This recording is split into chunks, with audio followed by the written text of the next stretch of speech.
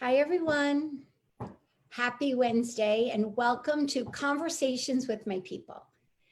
One thing that I really love about these conversations is that I really get to hear everyone's story.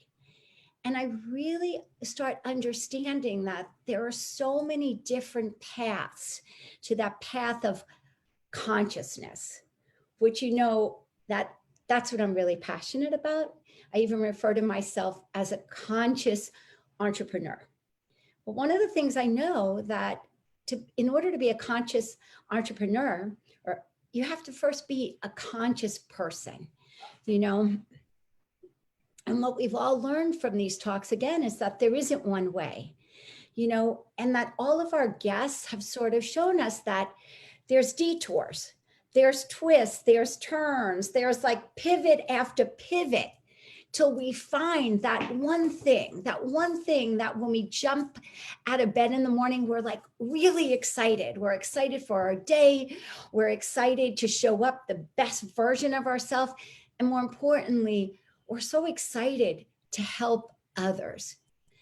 And that's one thing that I really love about my guest today is this young woman has definitely made her share of pivots and detours. And what I would say about her is there's an energy of curiosity and having the orientation to actually move forward, the courage to move forward and try new things.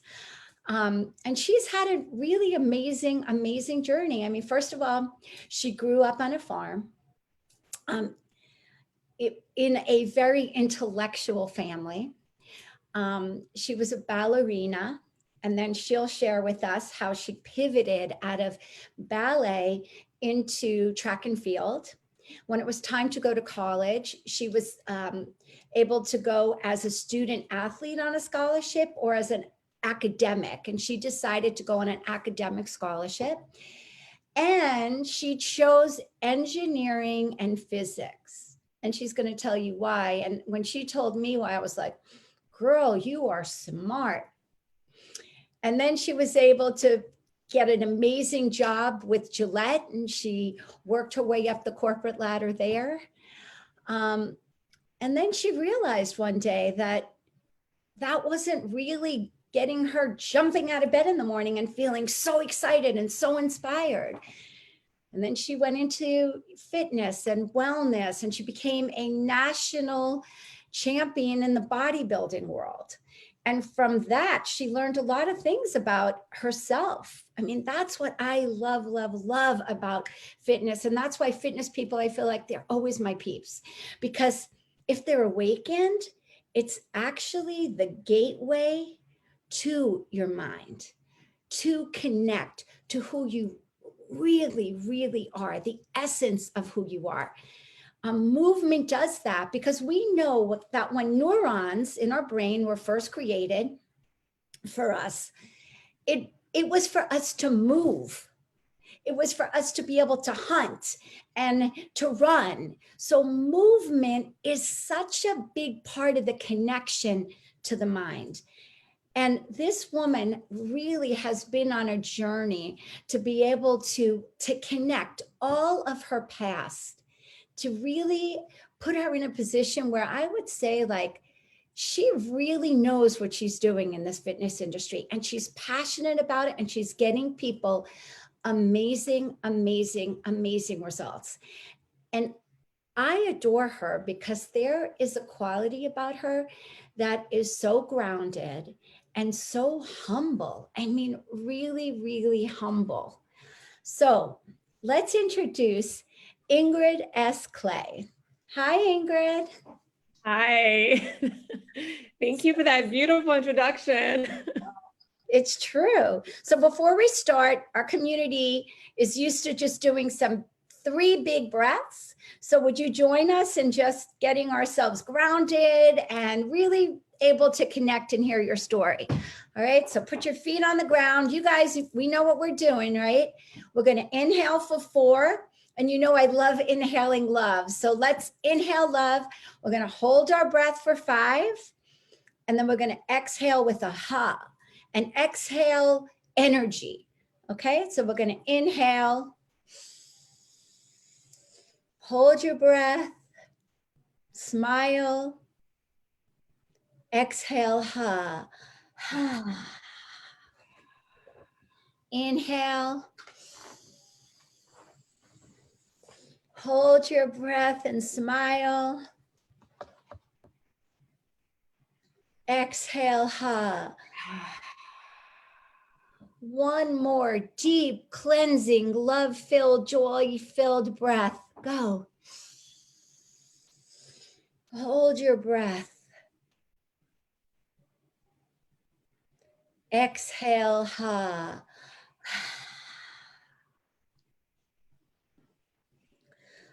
Okay. So I'm so excited to have this conversation with you. Same, likewise. And I don't think you knew this, but do you know I end every class with these breaths and I say, inhale love, exhale fear, inhale joy, exhale doubt. I end every class like that. I love that. Well, that's what makes you so special. And it's funny, when I put on that I was going to have you on, so many people were DMing me saying, oh my God, I'm so happy. She's my favorite instructor at Barry's Bootcamp.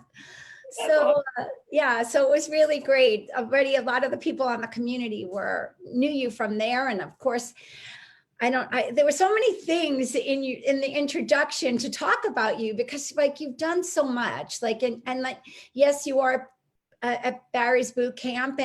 And we also know in a time like this, when most people are losing their jobs, you actually even got a promotion. You know, you were appointed the Director of Diversity, Inclusion, and Belonging at Barry's Bootcamp, which really was a position that was made for you, that was created for you. So we're going to definitely jump into that as well, because I think that's a strong part of the story. First, I want to start with, so we mentioned that you've had a very successful career under your belt, before you became like the Ingrid S that we know today, right? Right. Can you tell us a little bit about why you chose physics and engineering? Because of course, for somebody like me, I'm thinking like, dang, that's hard, really, really hard. And then you went on to get your MBA. And how and why, like, when did you get to realize that maybe that world is not aligned with my purpose? Maybe that world is not feeding my soul. So could you take us through a little bit of that journey? Sure. So I've always liked science growing up, and my dad was heavily in, my dad was an electrical engineering teacher. So it was something that I kind of grew up with in my, in my upbringing, and I liked it. I was physics is fun. Like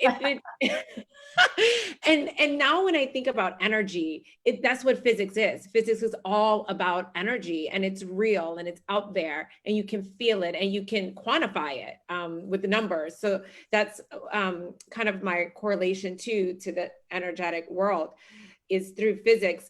And so I decided to go to school in physics. It's always been instilled in me since I was a little girl that you have to go to college. You have to go to college. You have to go to college. It was no way around not going to college. And so I thought, well, when you don't have a lot of people in your family that have different types of jobs, the main thing was engineer, lawyer, doctor. Yeah, those are the big three, right? Right.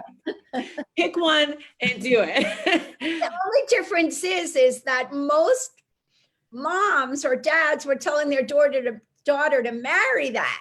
Right. They weren't saying go out and achieve that. Yeah, my mom was like, be that. I know, I love that. Like, that is like, dang, kudos to your parents. Yeah.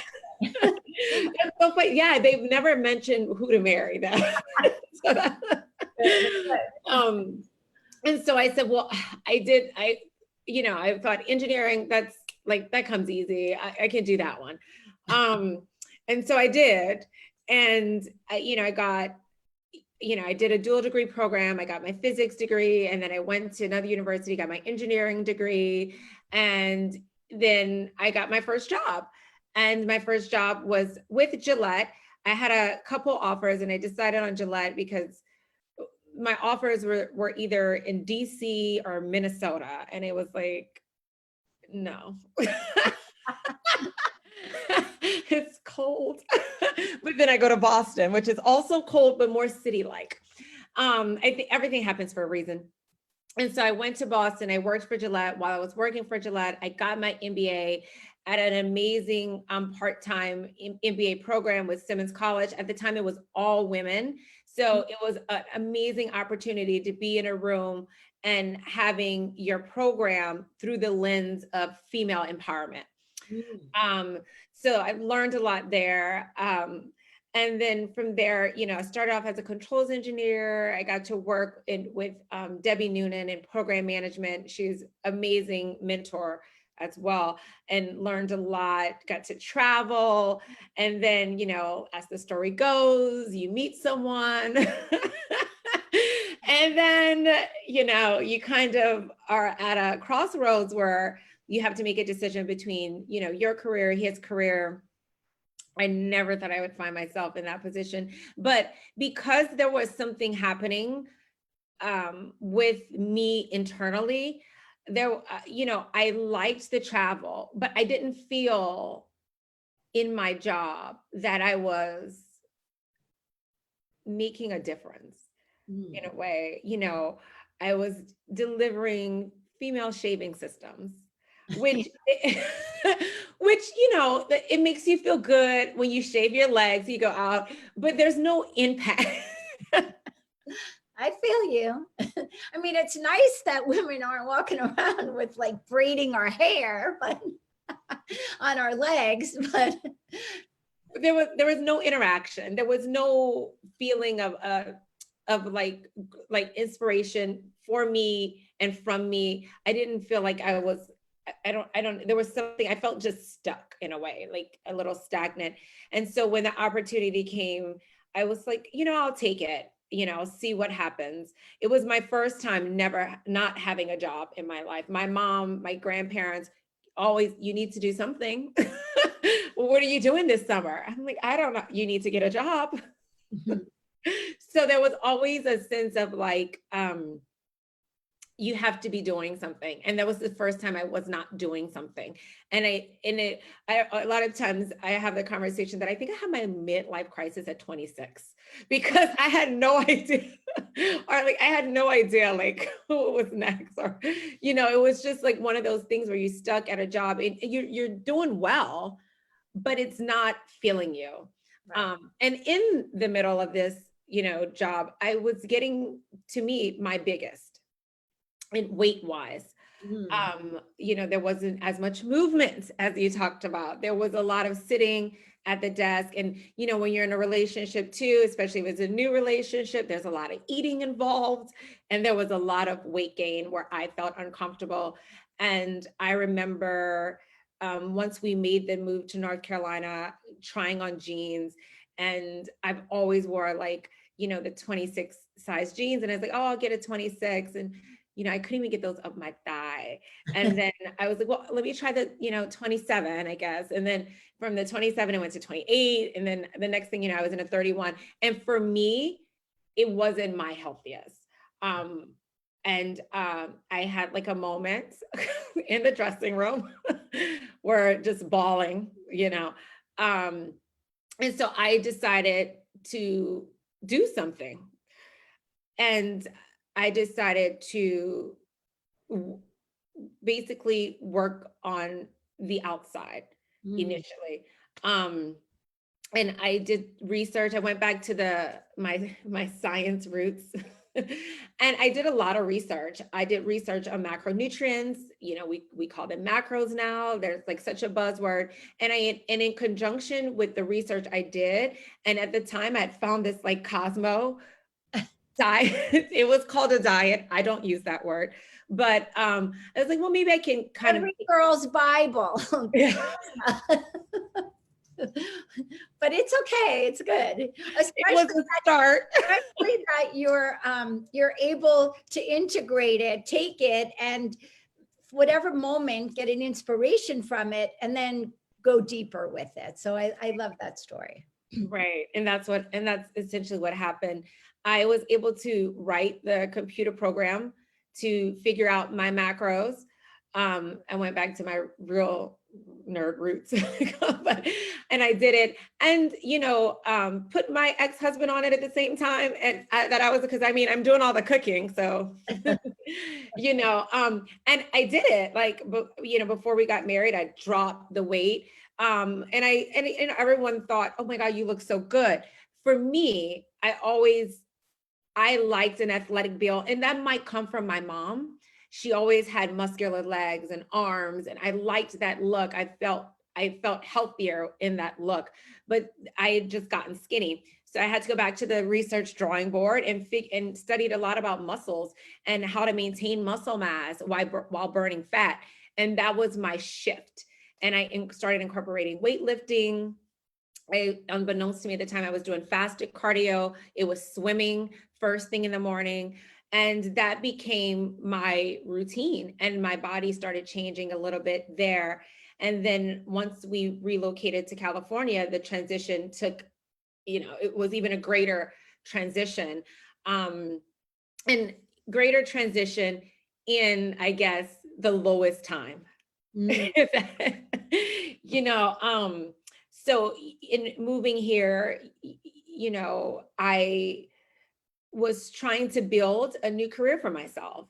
He had a career change from finance to the FBI, and hence what brought us to North Carolina. And then I decided, well, this is my time too, to kind of decide what I really want to do.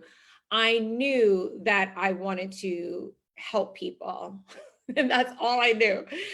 I also remember you telling me the story where I think it was in North Carolina, where you started to work out, and then your neighbors, you lived in a cul-de-sac, and then your neighbors saw the changes and they were like, oh my God, Ingrid, you look so good. You look so good. And then you started training a whole bunch of your neighbors. And I think you called it the cul-de-sac crew. Yeah, I forgot about that. And then you realize, and I think your husband at the time basically pointed out to you, that's some of the happiest that I see you, Yeah. when you're training them and you're connecting with them and you're helping people get results and you're using your physics formula engineering brain to actually get people on a program that is metabolically efficient. Right. So that it's all about metabolic efficiency. Obviously, most of these people all have jobs during the day, so they can't just work out hours and hours. And, so they need to be able to have workouts and food that's actually going to increase their metabolism.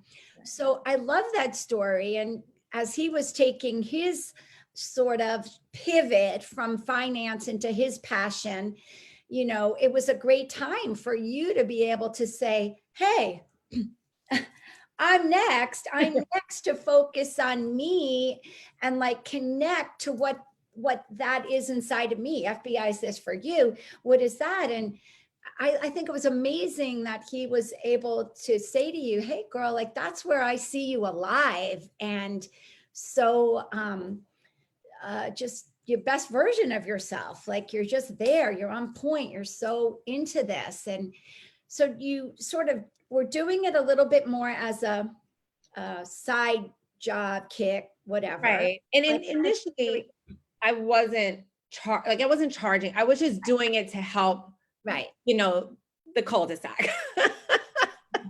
And, and so when we moved here, I thought, well, maybe I'll do that some more, but it's how do I get into it, in this fitness industry? So again, the research, the studying, the tests, it came from a lot of learning and shadowing. And then, as life happens, not everything lasts forever.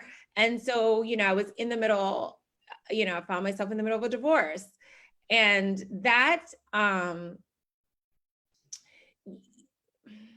I know what they say now, when you're getting a divorce, you should not date someone right away. We don't have any shouldn'ts here. Whatever, I always say, whatever the universe puts in front of you, there's a reason for it. It's definitely it, and you know, it's a good thing it happened.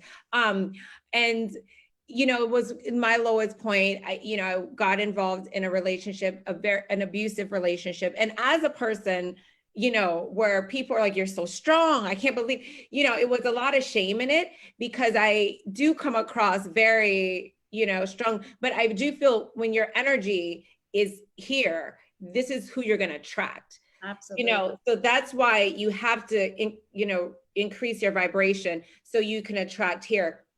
And so I was here, and that's what I got. And did you hear that, people? Listen to what she says, because if your vibration is low, it's like your frequency. If you turn your frequency like on in a low way, you're going to get static. Like, you got to decide what channel you're on. So I always say, what you attract, you have to look at here. You have to say, oh my gosh, why am I attracting this right now? What's going on? What's out of balance? Where am not living consciously? Where am I not living in my truth? Or also, okay, what lesson do I need to learn here? Because like everything like that is a lesson, because, you wouldn't be who you are today without all of these adversities, all of these things that happened in your life, and you were able to it was like a wake-up call. Yep. Okay, I need to work on this more. I need to work on my self-esteem. I need to work on my vibration, my frequency, my energy. So that's why I love your story so much, because that's the journey we're all on. But some women or people never get out of that. They just kind of stay the victim, or they stay in that same vibration, and then they just keep getting the same energy. It's just in a different way. Yeah. It's a different color, but it's the same. So, so take us. So you got into that relationship, you realized I have some work to do on myself, shifting my vibration, and you did the work, right? You did the work. And the work was fitness. And that's kind of, I always say, fitness brought me back from the inside out, which is, your thing. That's who you are. And I was bartending at the time, because I was bartending, I was looking for clients, I was doing everything. And, I met my trainer at the bar, and I thought it was a pickup line. And he was like, "You're letting those legs go to waste, girl." And I was like, "Excuse me?" And he was like, no, you should compete. And I was like, well, the day before I was like, I want to get in the best shape of my life. And I said it, and I just let it go. So the universe heard it, and this is how quickly it answered. If you let it go, it will, It will. Yeah. So I met him, and then I got to work, and I felt like he probably had a sense of what was happening, but didn't know the full story, didn't need to, in all honesty. But the things he gave me to kind of like bring me back, and I always say I remembered who I was. And and I came out of that. And I remember the day, to be honest, the day when he was like, "Oh my God, you're ready." And I looked in the mirror, and I was like, holy cow. I did not notice my body transforming as much as I noticed my inside transforming. Wait, so I want to ask you, because so much of what we talk about here is the inside. Well, so what were you noticing? Like, what were those things that you were noticing about the inside that was making changes? One thing I did when there was a point in the middle of that abusive relationship where I was, really down. It was the lowest I've ever been. And my mom used to give me these, I call them her Jesus books. She used to give, and she's watching this, but I love your mother. I don't know her, but I love her because you are the person you are. I always say it's definitely from the family of origin. So yeah, I love her too. but she would give me these books, and I never would read them. I wasn't too religious. There's something about like that I couldn't fully invest in, but I did have faith.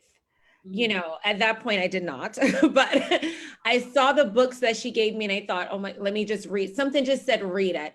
It was not what I thought at all. And it was the beginning of my spiritual journey in a way. And it introduced me to Deepak, the power of now, and Abraham Hicks. And it really opened my mind to my thoughts, my feelings, and that was kind of the start of it. So every time I would go and do cardio, I would listen to something that would give me insight for that to help heal me. And that's kind of how the process started. So anytime I did a workout or something, I would work on my breathing. I would work on my being present. I read this book on Buddhism, and it said, what's wrong with this moment? Why do you have to go somewhere else? Stay. And so I would ask myself when I would start thinking of like, that awful situation or my divorce, I would like, what's wrong with this moment? And I would really bring it back to like, oh, this feels nice. The sun is shining. Like I would really make a conscious effort to be present. And it started improving. I started meditating a lot then. I would meditate when I would do cardio, and it would be so much that I was like, in meditation, the treadmill would stop and I would get like shaken out abrupt, like, oh, it's been an hour? I had no idea. And it wasn't me thinking of things. It was me really connecting. Yeah. And that was kind of, that was my major pivot. And I saw what it did. I saw what writing did for me at that moment. I remember I had to go to court. You were journaling when you I was journaling at the same, I always journaled. My mom brought me journals for Christmas that I wrote when I was like in middle school. They're a little crazy. But I've always journaled. Writing has always been kind of like my form of therapy. And I had stopped and then I started again. And this writing was more so what I felt and how I wanted to feel. I would write in the morning how I wanted my day to go.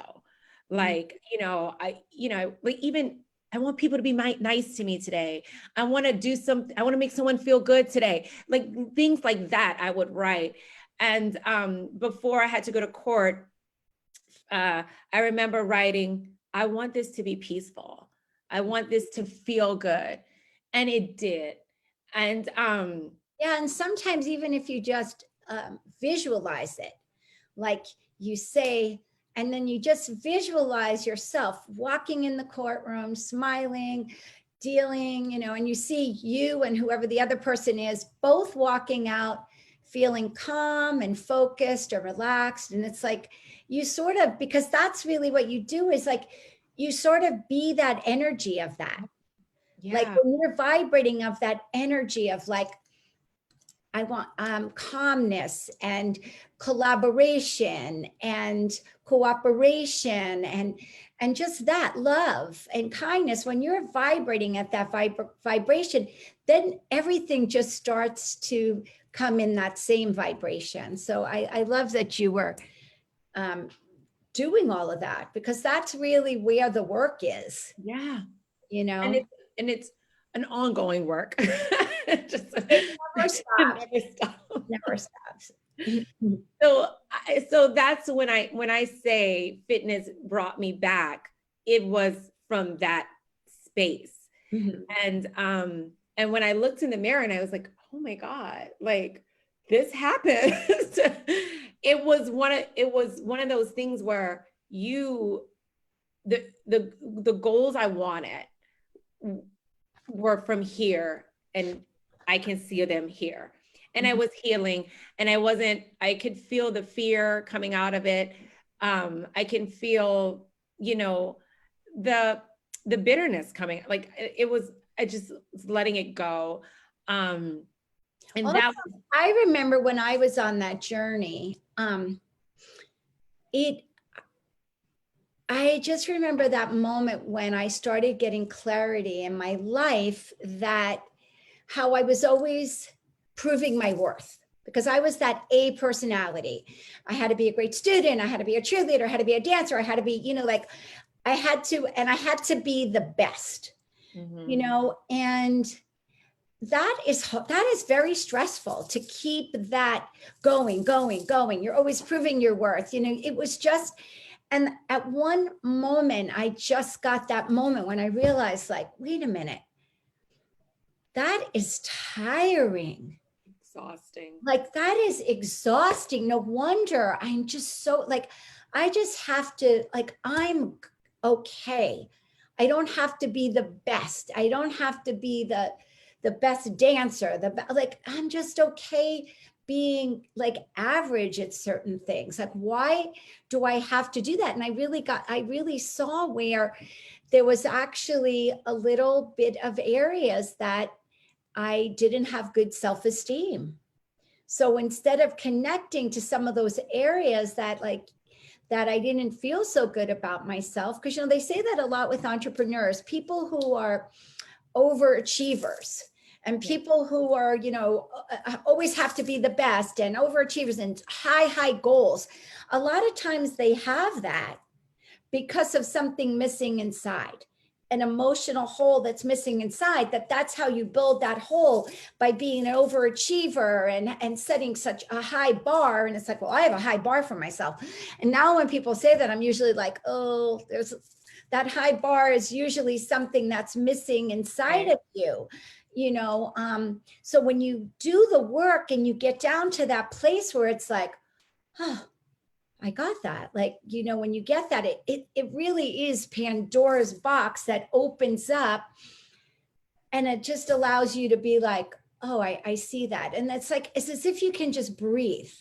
Yeah. Because you're not always proving something. Like, I don't have, you know, the best teacher, the best this. It's just like, you just start enjoying being you.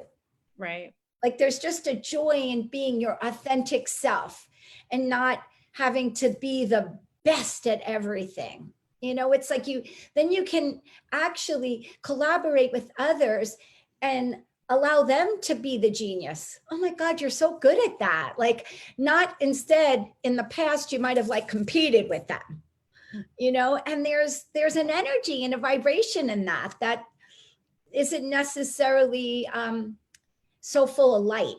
Right. So You hit the nail on the head. And think, and it's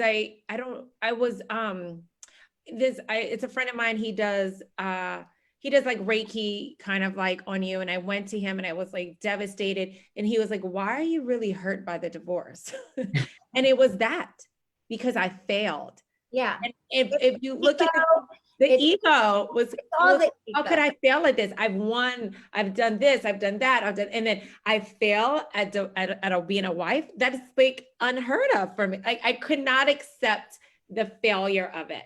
And instead of accepting the experience and the knowledge of it. Right. And I mean, now it's, you know, totally different. There's so many things that I would do so differently, but when you're married, I feel like so young too, everything is heightened. Like, oh my, you know, now I get accused of being really not like laissez-faire. Yeah. Because I'm like, oh, so it's okay. It's not as serious. Yeah. But the truth of it is that, like we always say, it's the experience of something that gives us our wisdom. It gives us our growth, but it really is the reflection of the experience. So it isn't just experience isn't enough. Like, you do have to go back and look at, okay, like I'm working with a young woman right now that's about your age, and she's just going through a divorce, and she's like, okay, Lavinia, I'm on to the next. I've got to start getting on these apps and dating. And I'm like, wait a minute. Why don't we go back a little bit, and why don't you look at the last 3 years, and let's start reflecting on what did you learn about yourself through this? Like, even as far as, why did you need to get married when there were already red flags there saying this might not be the one, this may not be the time, this may not be like. And when we finally did start doing that, we really got to the point where on a deep level, like, she didn't necessarily want to be a 40-year-old woman never married. She would rather be a 40-year-old woman divorced. but it was all ego, how Yeah. it looks to people out there. Oh, because then I look like I'm not lovable, or, oh, I don't look like anybody wants me. Whatever their thing is, you know, and it's like when you have the courage to go down and look at the truth, that's where the breakthrough is. Mhm. And, you know, now she's doing some really amazing work on herself because she was willing to go back and really reflect deeply on the choices and the why. Like, why did I need to do this? Why did I saw these signs? I'm a smart woman. She also has an MBA. She's brilliant.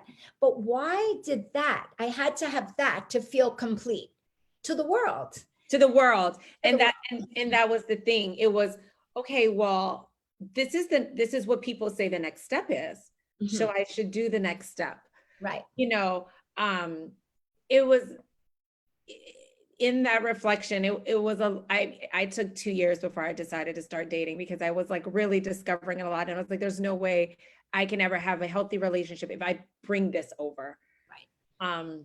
Well, I agree with everything that you're doing. I think you're really on a trajectory in a really powerful way, but I got to get to the next part. Yeah, This is a little bit of like where you are now, and what I'm really excited about is like, how did you get to about plant-based chef? Like, and just so everybody knows, that's really how I found Ingrid. Is like, I was looking for myself to, my diet is about 80% plant-based, but my recipes are really getting old. And I'm like missing delicious food. And when I was going through Instagram looking, somehow you popped up and I saw plant-based chef. And I thought, oh my gosh, like this is amazing. I would love to learn. And then I'm like going through all your food and my mouth is salivating when I'm looking through this food. And I'm like, okay, I want this food like right now. So I kind of understand when people get to a level of consciousness, everything kind of changes. So take us through a little bit, because I know your story was a little bit different with that. And it took you a while to even implement a plant-based diet for yourself. So just take us through that, how you got onto that part of it. Right. So at the time I was doing meal preps for different clients, and I had one vegan client who was Barry J. He started Barry's Bootcamp, and I was cooking for Barry, and I thought, I don't think these eating so much of these meats, these vegan meats, is healthy for him. So I was like, I need to think of something different so I can give Barry the best. This is exactly my thinking. And I decided to go to culinary school and learn about just like what is plant-based, you know, and what it really means. And also how to apply this to just like everyday eating. And I also took the sports and nutrition course, as well as an extra dessert course, because I love making desserts. And I was able to deliver him, you know, healthier meals. And I remember I was sitting in class one day, and we have like a little bit of a lunch break, and I made myself this huge salad. And I was sitting in class one day, and I was like, how can you eat this and do this and then go home and eat steak? Because that's what you were doing, right? You were going home, you were doing this, and then you were personally going home. Yeah. Because you were also bodybuilding at that I was time. also bodybuilding at the time. So And, you know, in a real bodybuilding diet and regime. 6 meals a day, meat. And I was feeling heavy. And every time I did a show, I would go plant-based for a month to 2 months to kind of like detox. And in that span of time, I always felt better. My skin was like popping. I looked better. I was lifting heavier. So there was something to be said about it.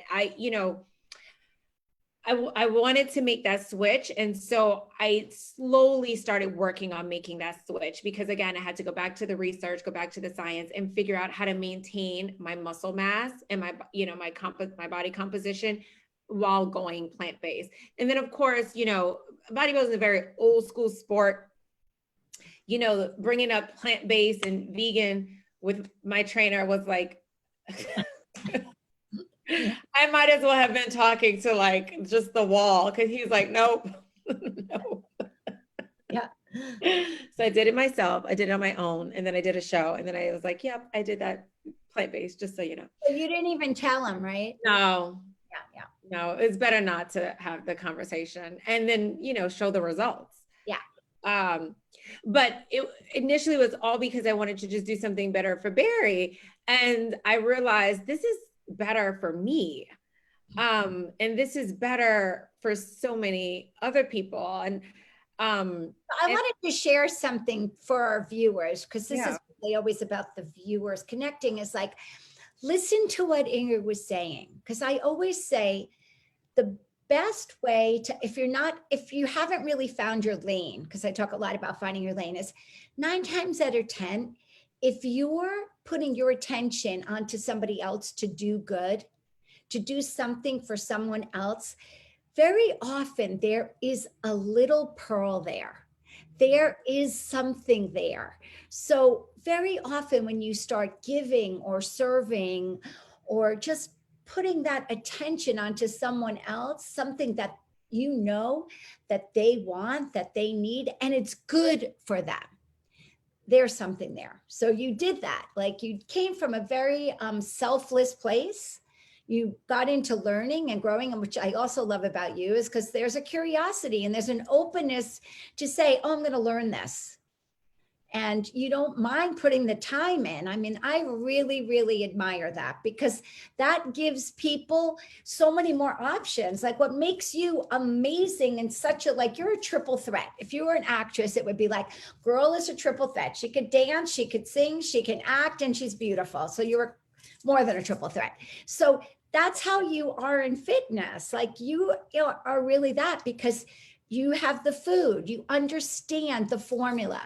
You know, you've got the fitness end, because you also come from a physics and an engineering background, and you've done it. Like, you've literally gone out and you're a national champ. Like, not many people can say that, you know. And then of course you even have that awareness of connecting the mind and the body, which, you know, I'd say so often it's like most people just use the buzzword. Yeah. It's like a buzzword, but you've lived it. You've morphed.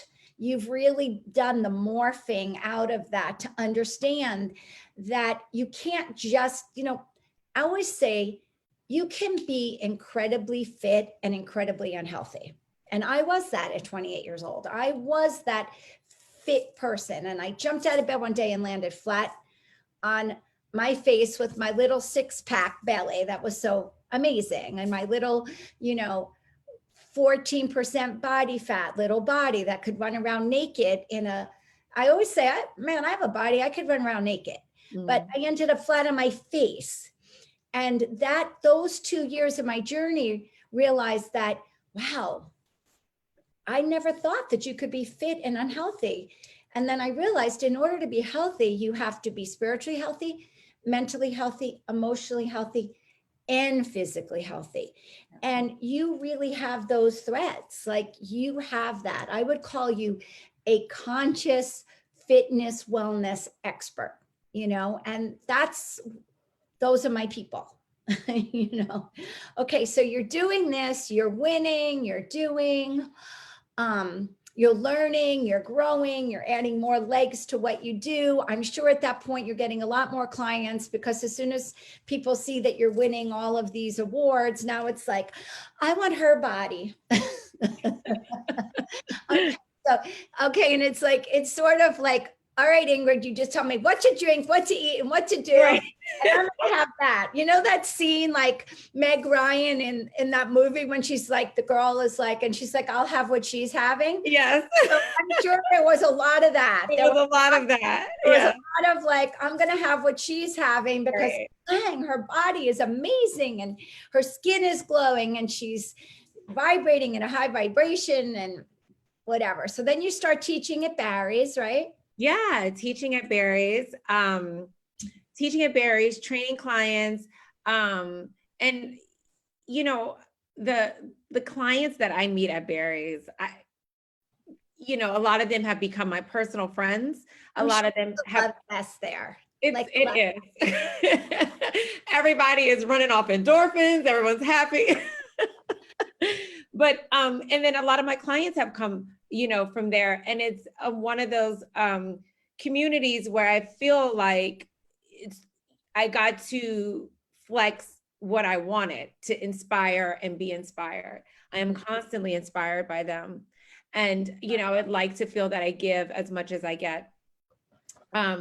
So I kind of got that, what I've been wanting, and in a way, and even with the pandemic and being virtual, and now I have a broader base that I can reach out to, and it's getting that, and in not in, I don't want to use the word influencing, but giving people nuggets to go home and to think about throughout the day and to use, and so that they can use to kind of like heal whatever they are working on. Yeah, I always connecting people, inspiring them, being a catalyst, like just being a catalyst for someone's personal transformation. I think it's amazing. I think it's just so great what you're doing. And I know you just launched a new app. I did. Wellness app, ISC Wellness. Yes, wellness. Exciting. Which will have a lot of this kind of like insight, let's heal, and then let's heal the body, and then let's work on the fitness. A lot of times I'll have clients that I help and put together meal plans for them. But one of the main things is get a journal, because your cravings and any kind of like, I always feel like cravings are attached to something else. Yeah, they're attached to your emotions. Yes. And you need to figure that out before having the ice cream, because it's not going to make you feel better. Because you feel, and I always say, if you feel guilty afterwards, you're in the wrong, you're handling this the wrong way. It's why it's taking a moment to really go inside and say, why do I want this right now? What's happening? What is happening? What am I feeling? Yes, I feel what I'm feeling anxiety, or I'm feeling fear. I'm not feeling good enough, whatever it is. And when you can usually put a word to that feeling, it actually lifts it. But if you're just going to try to avoid it, it's like, and then before you've gone through the entire, the entire box of coconut ice cream sandwiches. Right. From experience. I haven't done that, but I haven't done that, but the reason I joke, because that is what is in my refrigerator, but I would have done that 30 years ago, because that's what I did 30 years ago. And then I worked out really hard, because when I was 30 years old, I thought, it doesn't matter, I'll work out harder. But today I really get, like, I understand this relationship to food in a whole different way. Like, I understand that this little morsel of food that I'm putting in my body actually becomes my cells. So I am very mindful, especially that I call myself, I'm youthing. I'm not anti-aging, because there's something about that doesn't resonate, but I'm youthing. So if I'm youthing, we know 80% of the equation is food, and it's not exercise. So that's another reason I love what you're doing, because when you understand food, and you understand your metabolism, and you understand your emotional triggers, then all of a sudden food, you have a different relationship with it. Right. Then you can look at, yes, I'm a foodie. I love food, but I also understand that food for me is also medicinal. I have an entire counter that's covered with vitamins and supplementation, and I am so diligent and about what goes in, but why would I not be that same level of attention of what goes in my mouth? Right.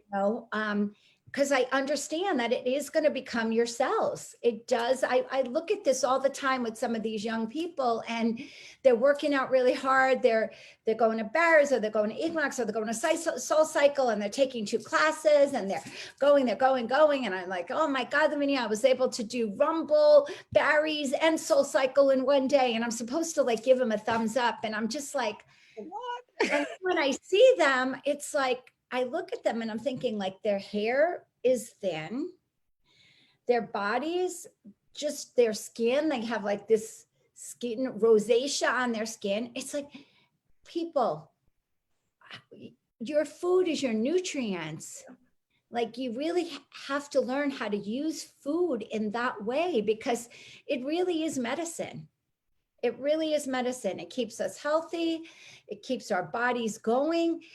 And people are getting it, but they aren't living it every day. And I feel like sometimes still the fitness people are putting so much emphasis on the workouts and not enough on the food and the rest, you know, the restoration and the sleep and all that other stuff. And which is so important. It's vital, you know? So I think it's amazing what you're doing. I do want to talk about one thing, because we're going to be at the end, and you did get this promotion, Director of Diversity, Inclusion, and Belonging at Barry's Bootcamp. And congratulations, because that's huge. So I know you have a real view, and you have, you're inspired. So tell us a little bit about this and what you're, you know, forging forward, because you're trailblazing something. This is a whole new position. I believe this will be a position that very shortly every company will have. So you being, you're creating it, you're setting, you're trailblazing. So tell us what you're thinking. This is, I mean, it's unheard of in boutique fitness. So I would say kudos to Barry's for, you know, stepping out and recognizing that as important. It's interesting because, you know, the main thing, and, you know, we have now a VP to a DIB that I work with closely. And the main thing we're focused on is, yes, diversity, but inclusion and belonging. Mm-hmm. And that's where I felt that I didn't get, you know, what I needed for, you know, as far as inclusion and belonging. And that's where I feel like it's the hardest. That's the hardest thing. And so one of the ways we're tackling that is through education. We have had roundtables, you know, a lot of people don't know that this is happening, you know, but we've had roundtable discussions. We've had 2 educational seminars. You know, we're having open discussions, hard discussions about diversity in our culture, and how we can change our culture to be more inclusive. And we're working on that. And I think having the discussion, especially with company-wide discussion, is hard. Mm-hmm. It's hard, and it's going to take. It's hard because you would have to change your whole culture, and changing a culture is not easy. No. As we all know. I mean, so it takes time, and it takes patience, and like you said, it does take education. And forgiveness is huge. And that, you know, because the thing is, people will mess up, and that's okay. And there should be a space created that if you mess up, I can tell you messed up. Oh gosh, Ingrid, you're right. I thought I'm sorry, I could have changed it like this. Yeah, you're right. And having that discussion, to me, is how not only Barry's will move forward, but the world being open to that. And that goes a lot too with the ego plays a big role in this. I don't want to be wrong. I don't want to be seen as being wrong. Right. But if we let that, is working here too, if we let that go, and then move forward. There's one thing that I would like to start doing. Calm does this, is they start each meeting with a brief meditation. And I feel like once you do that, some of the guards come down, you can shake it off, and you're more open, you're more present. the other word I want to say that I really feel is forgiveness. And it's also there's a point where people have to give up being right, righteousness. Because I think in these areas, like I mean, some people I can't even have these conversations with because they are so in their righteousness of what they think is right that like, there's no breath there. There's no breath to be able to collaborate. So I do think it's about forgiveness and letting go of being right. Like we just have to stop trying to be right, you know? I think those two things will create some space to create a new frame, because that's what we need to do. Like that's how you build a new culture, is you have to do it with a frame. So give the frame, and then you have to make sure it's measured, because what can't be measured, you just can't, it has to be measurable. Right. And then once you start measuring it and able to have the conversation, then it starts happening, or it happens not organically. It's not organic. It's happening because you've created the frame and the infrastructure for it to happen. And when it doesn't, there's somebody there to gently nudge you and remind you that, or to just say, oh, this might be the new way we're going to look at this.